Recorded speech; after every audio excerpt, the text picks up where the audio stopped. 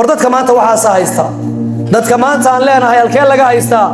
adeernin baa ciidankiisii noo soo dhigtay laakiin walaalayaal maxaan kaga badbaadaynaa waxaan kaga badbaadaynaa inna allaha ma'a alladhina taqaw ilaahay kuwa cabsadu ilaahay la jira mar hadaad cabsiyo taqwo ilaahay yeelato shaydaanna waxba ku yeeli maayo limaada ilaahay baa ku yiri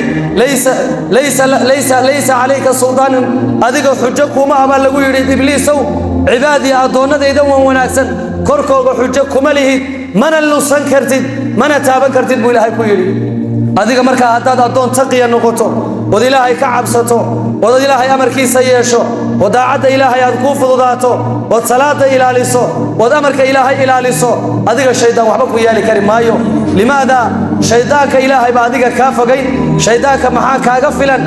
fa idha qara'ta alqur'ana fasta'id billahi minash shaytanir rajim a'udhu billahi minash shaytanir rajim wa tirado kaliya intaas kaaga filan khalaas